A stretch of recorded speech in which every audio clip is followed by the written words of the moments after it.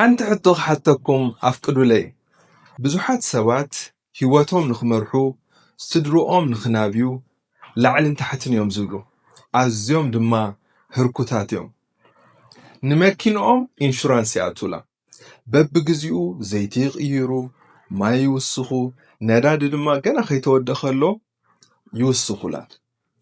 ንደቆም ብዝግባእ ንትምህርቲ ዝኸውን ኢንቨስትመንት ገብሩ ወይ ድማ የምህሩ ንገዝኦም በብግዚኡ ግብሪ ይኸፍሉ እቲ ዘድሊ ጽገናታት ከዓ ይገብሩ እንተኾነ ኣብ ጥዕንኦም ምስ በጽሐ ብዙሓት ሰባት ቀዳምነት ኣይሂብዎን እዮም ስለዚ ድማ ሕማም ኮይኑ ክሳዕ ዝመጽእ እሙኻት ሕማም ዓራት ዘትሕዝ ሕማም ኮይኑ ክሳዕ ዝመጽእ ይጽመሞ ወይ ድማ ግዲ ኣይገብሩሉን እዮም ማለት እዩ ስለዚ ድማ ሓደ መዓልቲ ሽኮር ኣለካ ደም ብዝሕለኪ ኮሌስትሮልኪ ኣዝዩ ልዒሉሎ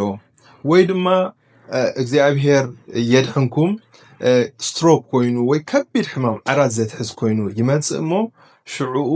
ኣዝዩ ብዙሕ መድሃኒታት ኣዝዩ ብዙሕ ወጻኢታት ናብ ምውጻእ ይኽየድ ማለት እዩ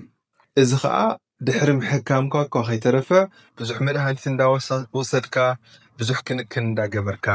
ዝንበር ህይወት ይጅምር ማለት እዩ እንተኾነ ኣብ ባህልና ኣዝዩ ጽቡቕ ኣባህላ ኣሎ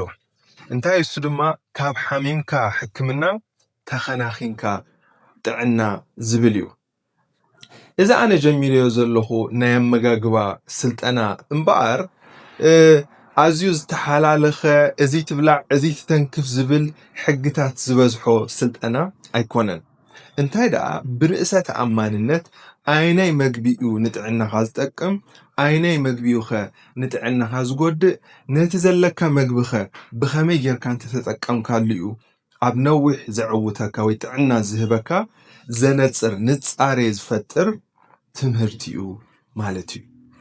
ስለዚ ድማ እቲ ምዝገባ ክውዳእ 2 መዓልቲ ተሪፍዎ ኣሎ እቶም ዘይተመዝገብኩም እሞ ከዓ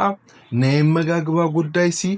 ንጻሬ ክረክብ ደልየ ወይ ድማ ጽቡቕ ገይሩ ክርዳኣንስ የድልየኒ እዩ ዝብል ሓሳብ ዘለኩም እንድሕር ኮንኩም እቲ ዘሎ ክፍሊት ሕጂ ብቕናስ ዋጋ ወይ ድማ ናይ መጀመሪ